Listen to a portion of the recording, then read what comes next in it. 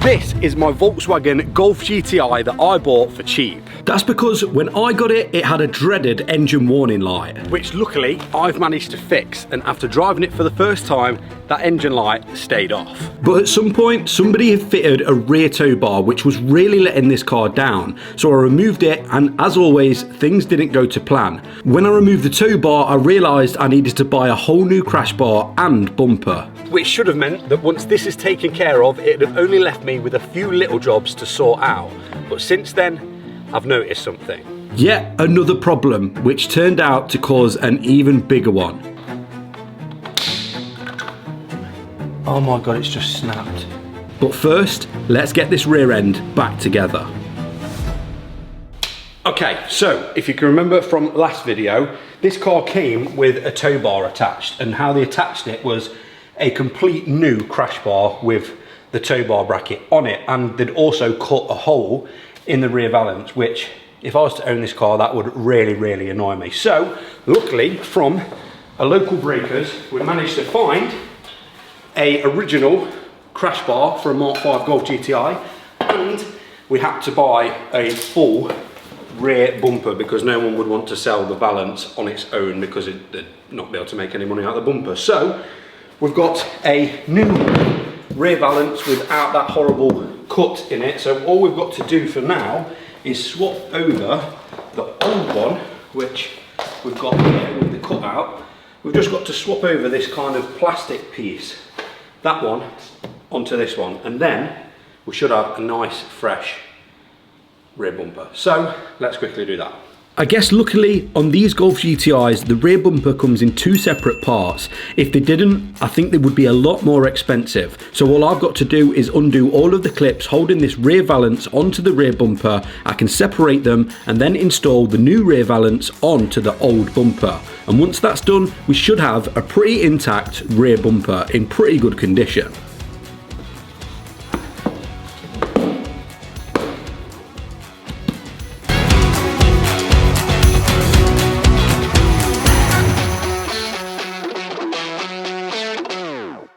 Okay, next we can get the crash bar on and then get the bumper fitted. Which way round does this go? I think like this maybe? No? Like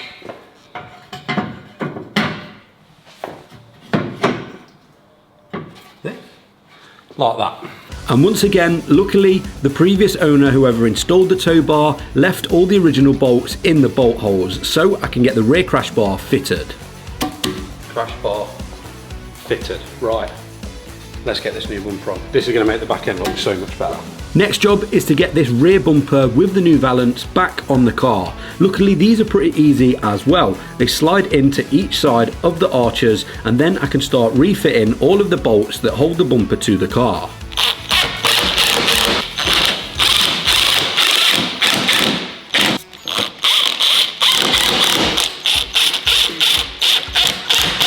There's a few Torx bolts around the top of the bumper, and then I'm in the wheel arches getting the T20 bolts back in the wheel arch liner. And once that's done, the bumper is pretty much back together. Last job is the headlights. So I'm going to re-plug in that electrical connector that goes to the headlights, and then I can get them back in place and refit them to the car with the two 10mm bolts inside the boot.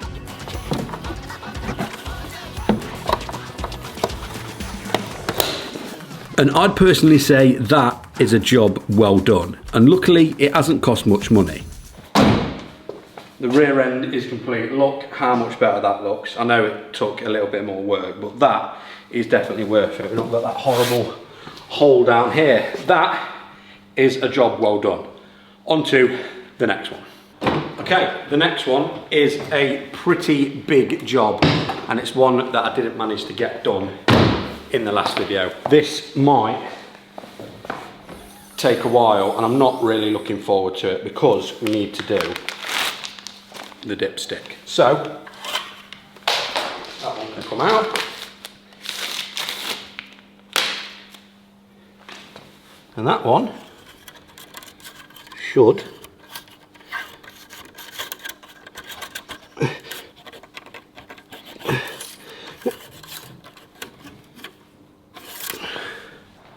You are joking. I literally specifically asked the seller if it's for this engine, and he said yes.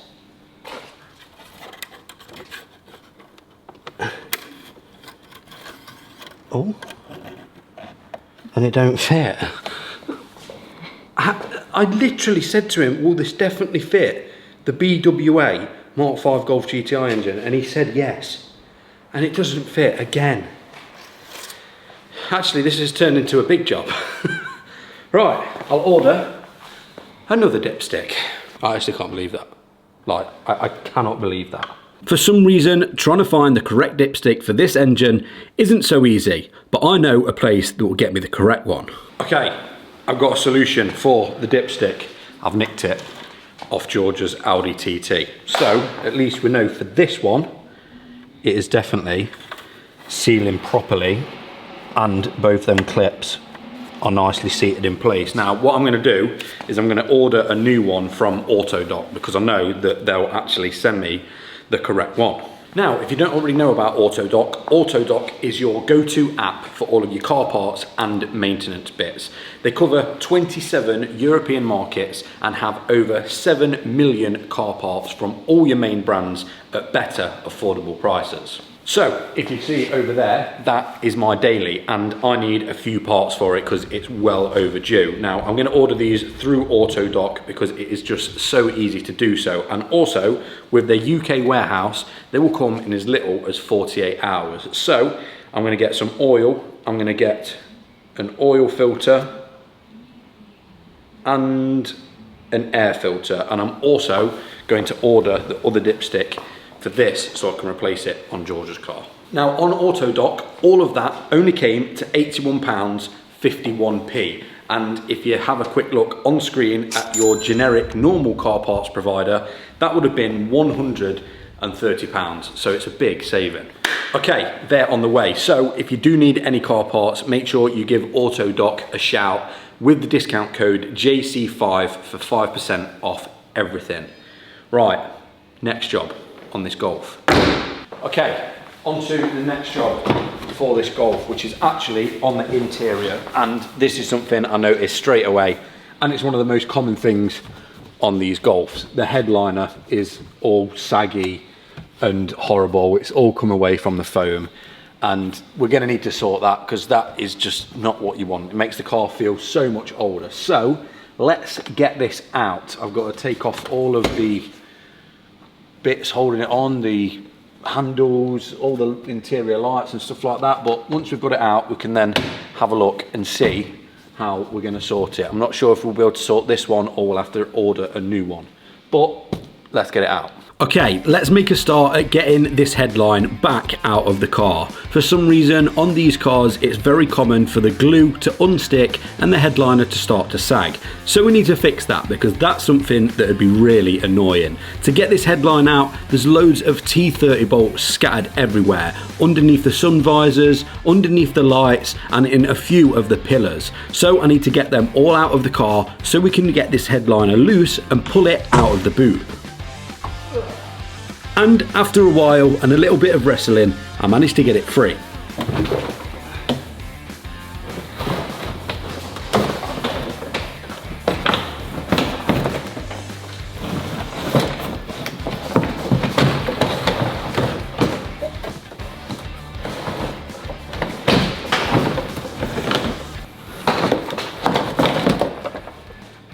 There we go. Wow.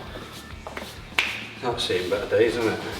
Now I don't know whether we're going to be able to repair that or if we need to just buy a new one and bite the bullet, but look how, like, that is literally just completely self-deleted, isn't it?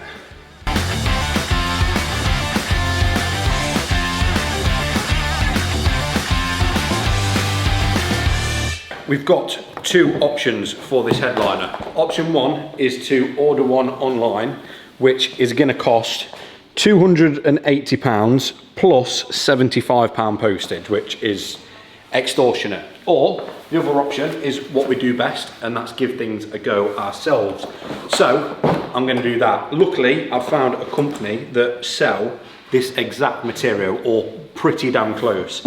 So we're going to order that, and that will come a bit later on in the week.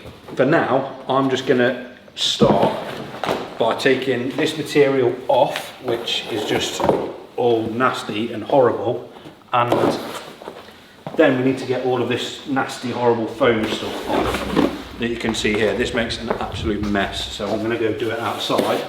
But then we can leave this to one side, carry on with the other job that is going to be a bit of a nightmare, and then wait until the new material arrives. So let's get all this off. All this sticky orange stuff that you can see here is the past foam that was attached to the actual material of the headliner, and over time it's degraded and ended up coming loose from the headlining material.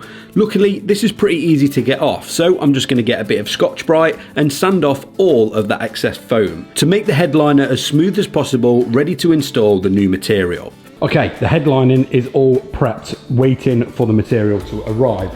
One thing that does need doing on this Golf, which is a little job, is bringing these headlights back to life. As you can see, they've gone a little bit kind of hazed and aged. So we've got Chris coming down from Foxtail Detail to give these a nice quick restoration and make them look brand new again. So let's quickly get that done, and then we can move on to the bigger problem. So Chris is going to work his magic at bringing these headlights back to life. First job is going to mask them off just so he doesn't nick any of the paint when he's moving on to the next step, which is sanding them down. He's going to get rid of all that aged oxidization so we can make these headlights look brand new again. And after a while, and after Chris's magic touch, he managed to make them look absolutely amazing. There we go, Chris has worked his magic. I don't know how he does it without making a load of mess, but he does, and they are looking brand new. He's even giving the Civic some treatment. So, as always, I'll leave Chris's link to Foxtail Detail in the description down below, along with his YouTube channel, Instagram, everything. If you could support him, help support me, drop him a follow down below. Right, we're on to the next job for the Golf. Well, I was going to be on to the next job, but literally 24 hours later, Autodoc has arrived, and I can get the new dipstick on George's car, so we can keep that on. Thank you, Georgia. And already the headlining material that I've ordered has arrived as well. So I might as well finish one job before I start another. So I think the next job to do is get this new trim, which is literally exactly the same as the original, back on that headliner, which I've never done this before, but luckily the other side of this wall is an upholstery guy, and he is going to help me if I get stuck. So let's give this a go. So this is another example of something that I have never done before in my life that I'm just willing to give a go. But I'm going to have to take my time because this material isn't cheap. I'm going to get the headliner as clean as I can possibly get it, ready to lay this new material. I'm just going to use some spray glue to glue it down and work my way from the middle outwards. Once that's done, it's onto the hard part, which is trimming around all of the little holes, nooks and crannies that this headliner has, for all the lights, the sun visors and all the little bolts that hold this headliner into the roof. And although I seem to do this pretty quickly on camera, this was a good few hours of work just trying to take my time, because one little nick too much could end up ruining this entire material. And after a while, I think it turned out pretty good. That has actually gone better than I thought it would. The cuts are a little bit rough, but luckily with most of the stuff on this headliner you can kind of plug everything in and it pretty much covers any of the imperfections, I hope. Like that. That looks alright, doesn't it? Yeah. I'm happy with that. Right, let's get it back in the car. And like I say, stuff like this will get covered by the kind of outline of all the bits, but I think that could have definitely gone worse. Right, let's get it back in. The hard part now is getting the headliner back in the car. I wasn't too worried about it when I took it out because it was already pretty much damaged. But now I don't want to snag any of the corners and ruin all them hours that I've just spent putting this material down. So I'm going to get it through the boot, trying to be as careful as possible, and once I've got it in place, I can clip it back up onto the roof and start fitting all of them T20 and T30 bolts that hold it up in. All of the handles, all of the lights, and all of the sun visors. And after a while, I was onto the last bolt. We're on to the final bolt. I swear it didn't take this long to take it out, but after this one, the headliner is done. And once again, just a reminder, if I can do this, you can. I have no experience in anything I do on this channel. I'm just willing to give it a go, make mistakes, and then try and rectify them. But I think this has turned out better than the factory.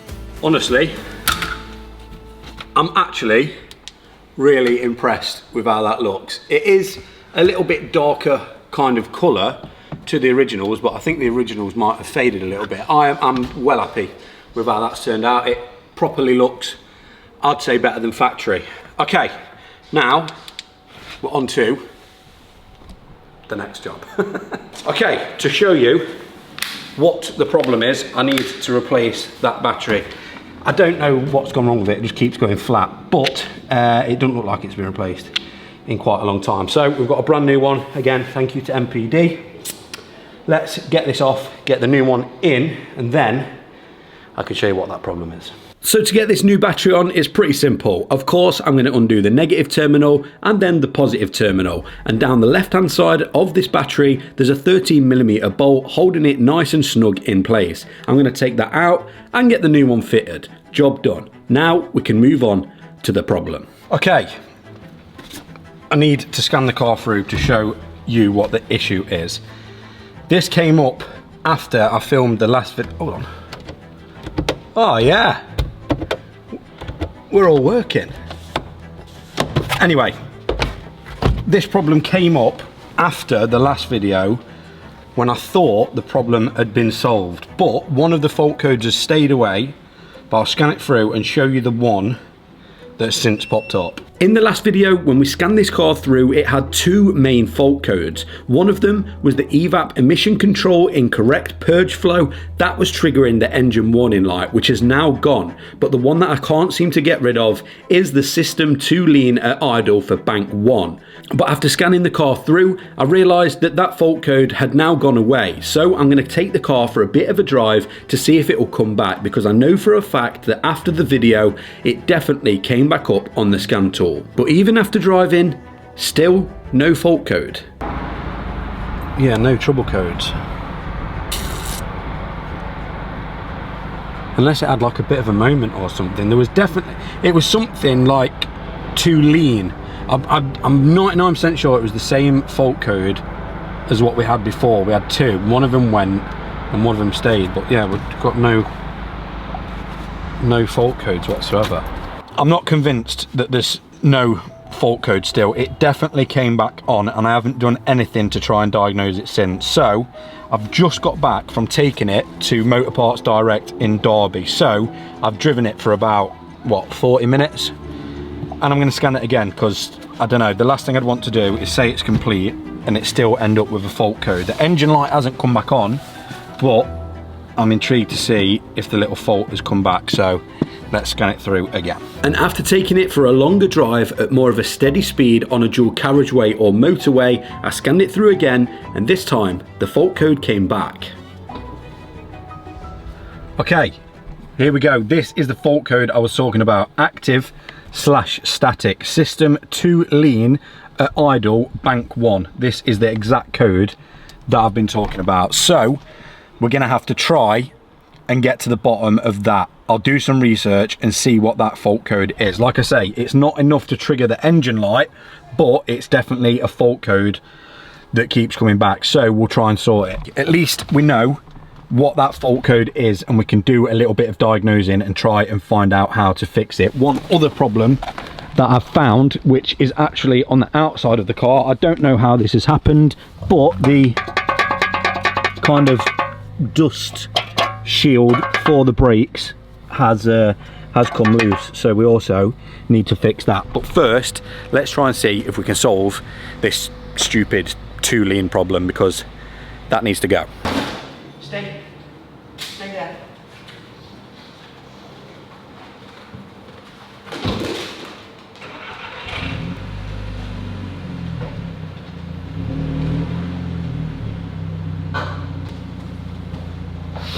Back on the sofa, you little.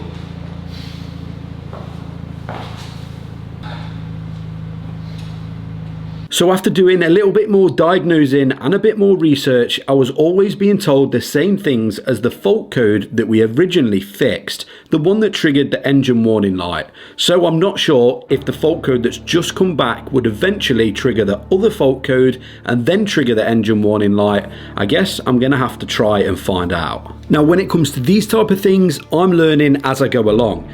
I'm not a mechanic and I've never claimed to be a mechanic, but one thing I want to try and learn is how to diagnose things instead of just trying to guess. That way you know exactly what is causing that problem instead of throwing parts at it and not actually knowing what's caused it. So I'm going to jump onto the live data and just check all of the values, research what they should be, and see if this car and all its components are doing what they should be. That way, if something is off, that might be the issue. But then I realised the car had a pretty bad misfire. The misfire count on the diagnostic tool was going up into the double digits. We might be getting somewhere now. Okay, the car is actually talking to me now. I can kind of start to try and work some things out. Before, it was a little bit of a guessing game, but the math is reading okay. The bank 102 sensor is reading okay. But we've got a cylinder 3 misfire, so I think it only makes sense. The first thing to do is to get this engine cover off, move the coil packs from cylinder 3 to, let's just say, cylinder 2, and see if that misfire follows. That is the first thing I'm going to do with this, and at least there we can eliminate whether it's the coil or if it's something a little bit further. Right, let's get them out. So I'm going to remove the engine cover / intake and move cylinder 3 coil to cylinder 2. I'm going to put it all back together and then see on the scan tool if the misfire has swapped over to cylinder 2, which weirdly, there was nothing whatsoever coming back on the live data. The car had completely stopped misfiring. Very weird, but I think it makes sense right now to quickly just check the spark plugs anyway. I want to see if any of them are loose, inspect them visually, and see if there's anything untoward with them, which, again, there wasn't. But while I'm here, I've already got 4 brand new spark plugs to put in this car, so I'm going to replace them anyway. That was bizarre. Maybe I'd not clipped something in right, or maybe the car just had a moment. I'm not entirely sure. Okay. I have tried or tested everything on the list of the most common causes of that fault code, except one thing, which was the dirty or poor fuel delivery, which again could mean injectors, fuel pump, or fuel filter. Now, the fuel filters are very cheap to do, and it's one of them things that even if it doesn't fix it, it's good to always do a fuel filter. So I'm just going to do that on a whim, that I'm glad it's done anyway, and if it fixes it, great, but I'm not 100% expecting it to. This has actually become more of a problem than the original code that we had that triggered the engine light. So on these, the fuel filter is right next to the fuel tank on the right hand side, so we can't get it while it's on the ramp. So I'm going to reverse the car, jack it up, and we're going to replace the fuel filter. At least if it doesn't fix it, it's done. Now this car has done well over 100,000 miles, so I'm not sure when the last time the fuel filter was actually changed. So it's one of them things that if it doesn't fix it, I'm glad it's done, and if it does fix it, then great. So I'm going to get the car jacked up on the floor, and the fuel filter is right underneath next to the fuel tank. After that, there's a bracket that's holding it in place, and then 3 fuel lines going to it. I've got to push the little tabs in and then pull the lines off at the same time, and once I've done that, the fuel, well, came out.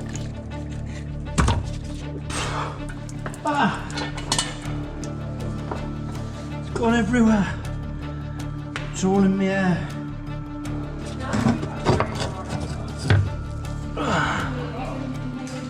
out. And now I can do everything in the reverse order and install the brand new fuel filter, reconnect them 3 fuel lines, and of course bolt it back up to the bracket. And that's a fuel filter done. Let's see if it's made a difference. Okay, fuel filter is done. I guess. Let's just see. It's probably going to take a second to crank because of the fuel pressure, so I'm going to turn the ignition on and off just a few times just to get some fuel around it and prime that new filter, and then we'll see if it feels lumpy still and see what happens. If it's not this, I am actually so confused as to what that could be. Alright, ready? And this is when I noticed something that I'd never noticed before. Can you hear that?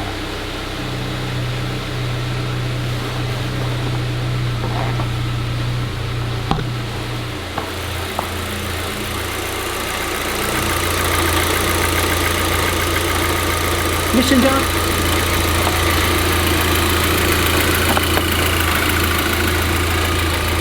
I can hear like air. Can you hear the... Come down there.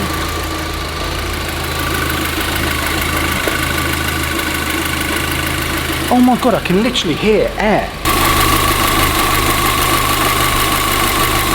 Is it the intake? Listen, you can see how lumpy it's running. I can hear air escaping. The engine was definitely still running lumpy, and I was almost certain that I could hear air escaping from one of these vacuum lines. And after a little bit more inspection, I actually found something. Where?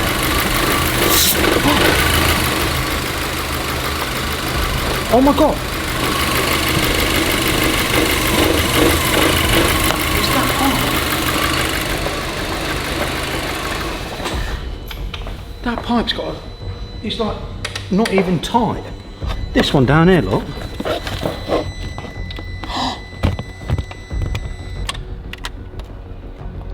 Is it snapped? It's snapped.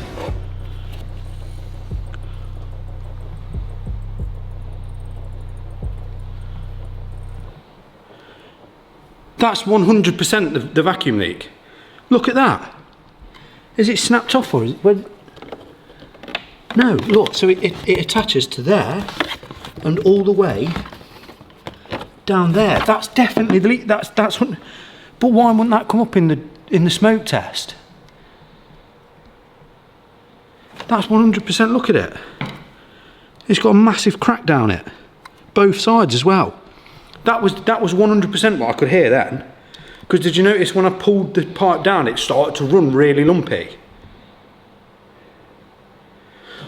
I'm going to put some electrical tape around it, put it back on, and see if I can still hear that hissing noise. Because if I can still hear the hissing noise, there could be another one of these broken somewhere down here, split. But it's confusing as to why that didn't come through or leak on the smoke test. Right, let me put some on this. Well, this could be it. This actually could be it. Now I'm actually starting to get somewhere. I've checked everything and all the components that could trigger that engine warning light, and one thing I also did was a smoke test, which I couldn't find any vacuum leaks, but this pipe right here is 100% leaking vacuum. Not enough to cause a complete misfire, but just enough to make the engine run that little bit lumpy. And this would also make sense as to when I'm on a motorway and I'm doing an even continuous speed, the ECU is just clocking that there's not as much air going in as the MAF sensor is telling it, which is triggering that warning light. So let's put some electrical tape around this pipe and just see if I can hold enough vacuum so that little hissing noise goes away. We could actually be onto something here.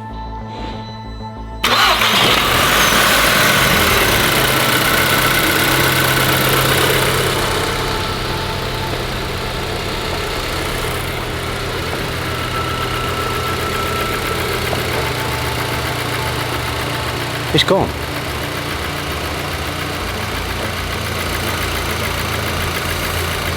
Oh no, it hasn't.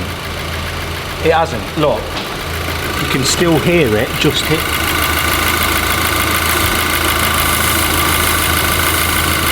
It's still seeping out of that pipe a tiny little bit. But how much better is the engine running? I think we need to get a new pipe.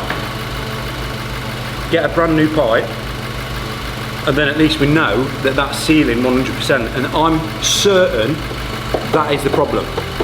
I've covered everything else, I think. I'm certain that's the problem. I wish I could just get it to, it's just pushing the tape out a little bit. Can you hear that when I squeeze it? Right, let's get one of these pipes ordered, but I'm confident with this one. You can actually see where it's like blown the tape out, causing a leak again. So we are going to need a new one of these pipes. The only problem is it's currently 10 o'clock at night, and if I order this one from Autodoc, it won't come until Wednesday, because obviously today I've missed the cut-off time. This video is going live on Wednesday. Today is Monday. So, all being well, I order this. It comes early on Wednesday. I can get it fitted and finish this car, and hopefully it does arrive in time. But there's no point stopping here. We might as well fit this, because it's better than it being completely split. Put this back on. Okay, that hose is fitted back up for now, but instead of just waiting around, we might as well finish the last job on this car. In fact, we've got two jobs to do. We've got one, which is to sort that seatbelt warning light out, which I've got an easy way to sort that. And two, we need to valet this car and get it nice and tidy. I'm certain that that is gonna fix the warning light, the engine code that we keep getting, and then it's a faultless car. So fingers crossed that arrives early Wednesday, we can fit that. But for now, let's quickly sort that seatbelt warning out. And to do that, I'm going to be using my Carly. I'm going to plug it in, connect it to the car, scan it through, and then I've got a pretty simple solution to fix this warning light. Okay, we're on the Carly app, and as you can see, it says seatbelt reminder on. All I'm going to do is click that to off, and you'll see the warning light disappear. Easy as that. Okay, apart from that little hose vacuum line, the last job to do on this Golf is to quickly fix this dust cover. I don't think it's actually rotted out. I think the bolt might have kind of rattled loose. I'm not sure, but I'm going to get the car up, get the wheel off, and see what's going on with this, because that's making an absolute racket, and that is no good for no one. Let's fix it. Hopefully this dust shield is a pretty easy job. Maybe the bolts have rattled loose and the dust shield is just swinging around freelessly. So I'm going to get the car up in the air, get the wheel off, and then I can take a little bit of a closer look. But unfortunately I couldn't see anything with the disc and caliper all on the car. So I'm going to quickly take off the caliper carrier, and then remove the disc, and then see exactly what is causing this problem. I found the problem. At some point, this kind of dust shield, I don't know if it maybe had washers on it, or if it literally just comes off. The holes have kind of opened up a little bit, so they're not being held in by the bolts anymore. So I think for an easy fix, instead of ripping it off and having done with it, I should try and get some washers, take these bolts out and put them back in with the washer. That way the dust shield will be on nice and tight. So let's try and get these out. Hopefully they're not seized, and we can get some washers on. I'm not entirely sure why this has happened, and I'm not sure if it's a common thing that happens on these cars, but by putting a bigger washer on these bolts, I can make sure that this dust shield is staying in place and not rattling around. So I'm going to install them washers, then I can refit the disc, caliper and the caliper carrier, refit the wheel, and that job is done. Okay, that is that job taken care of. All good. The last thing to do now is sort out that vacuum leak, that hose that has split. And I don't know why I didn't think of this before. I've ordered the new part and it arrives tomorrow, but Georgia has got an Audi TT with the exact same engine under the bonnet. So I'm going to quickly fly home, grab it off her car. We can install it to this engine, and then I'll just install the new part to her engine. Hopefully the one on hers is good. So let me quickly fly home, grab that, and I can come back, get it fitted, and this Golf is done. This is George's Audi TT with a BWA engine, exactly the same as the Golf. So we've took this off, and this pipe is in much better condition. So when the new pipe arrives, we can put the new pipe on this and use this perfectly adequate second-hand pipe on the Golf. Right, let's go fit it. Here it is. I've decided to take the entire thing off of the Audi TT. The only difference I can see is this little green kind of nipple here, but it is blanked off, so I'm not sure what that was for. This one doesn't have it, so I don't know. But that is the main one we need to replace in. So instead of me ripping this off and potentially damaging it, I'm just going to take everything off there and replace it with this, and this is the new part that I've ordered anyway. So let's get it swapped over, because that'll be the Golf done after this. Let's do it. Or so I thought, because just as I thought I'd found the issue and I was about to fix it, things got a lot worse.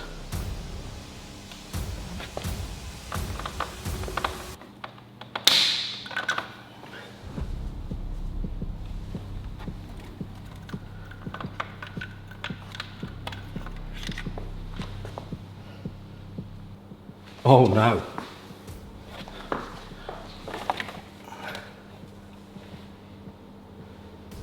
Oh no.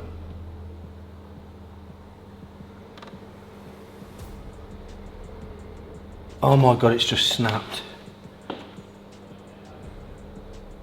Oh. I've just snapped it.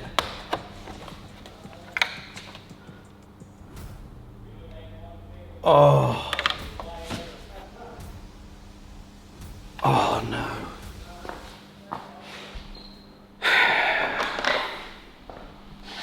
Something that should have been so easy. These are just meant to pull out, and obviously they've just gone brittle over time, hardened and snapped. Is now going to delay everything.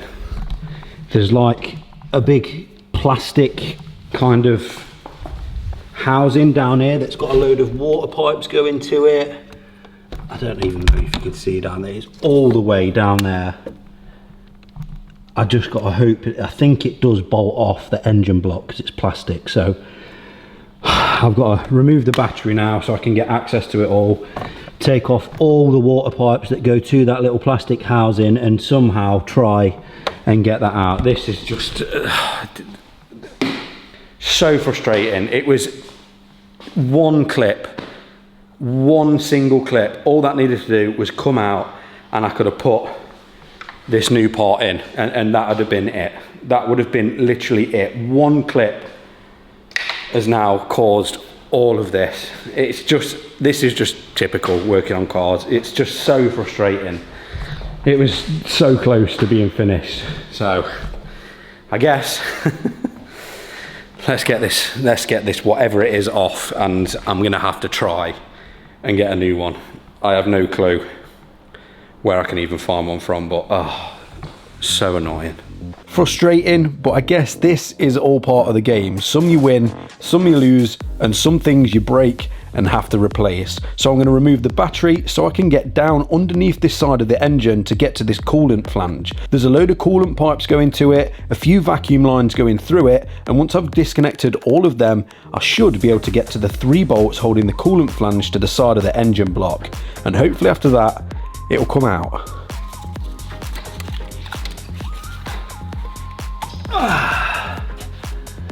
There we go. It is out.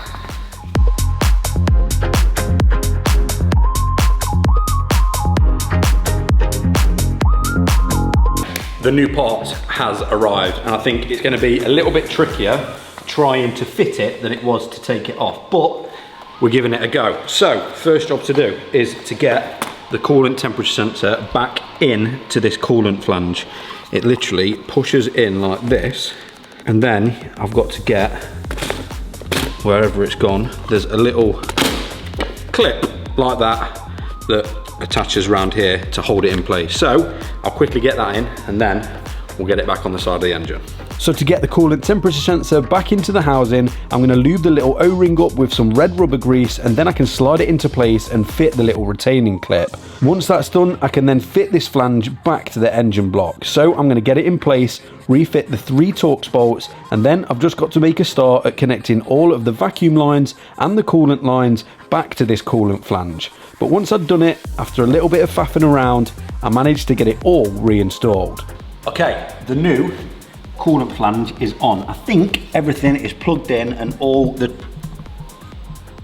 change the battery and all of the hoses are on nice and tight, but the problem is I won't know that until the battery tray is on and the air box is on, so we can bleed the cooling system. So I'm just gonna have to hope that I've done it right. I think I have. There's kind of, I've put everything on that should be. It's just when it gets hot, if they expand and pop something off, I don't know. But that job is done. It was actually quite easy to put it back on than it was getting it off. It's just a little bit of a faff. Right, next job, battery tray back on. Battery back on. Let's go. So I can put the battery tray back in place with the 3 10mm bolts that I took it out with, refit the battery, and now it's time for the moment of truth. Let's see if this thing actually holds coolant.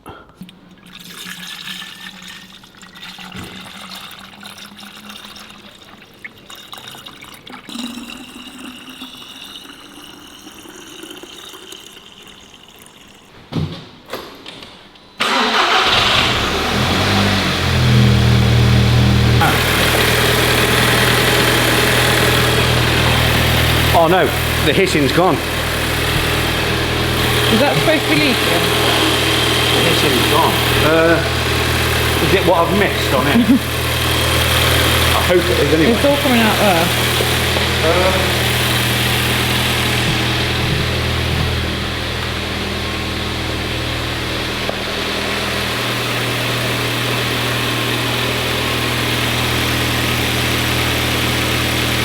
It's just dripping. I think it's where you spilt it. I think it's what I've missed, isn't it?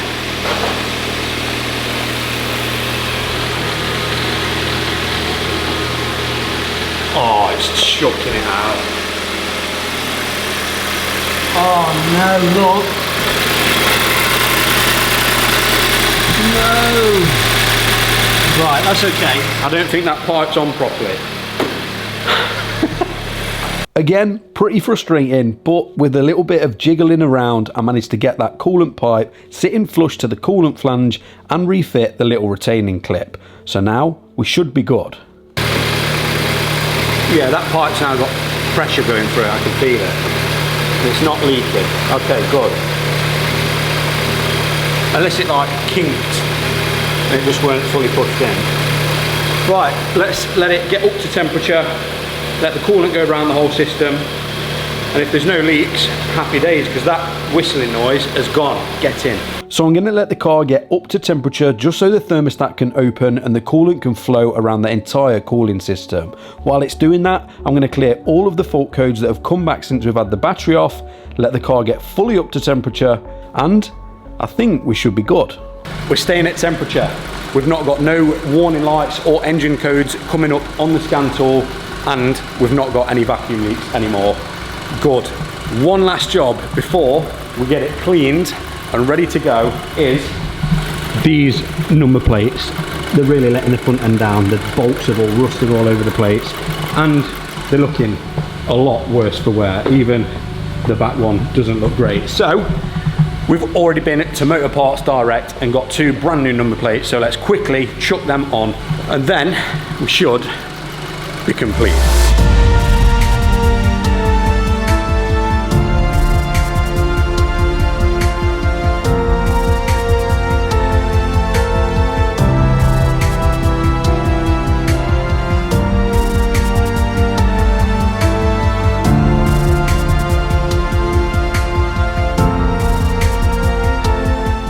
Well, the Golf GTI is complete. I've drove this car for the last day and the fault code, I can confirm, has not come back. So this car is fixed. We've got it valeted inside and out, and it is looking amazing. But what you guys want to know is how much has it cost me to buy this car, repair it, and get it to the state it is in right now.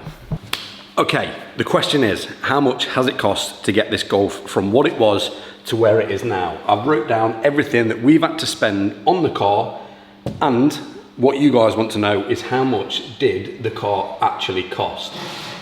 I bought this Volkswagen Golf GTI for £1,800. So let me add everything up that we've spent on it, figure out how much that's cost, and then we can add that to that and figure out the grand total.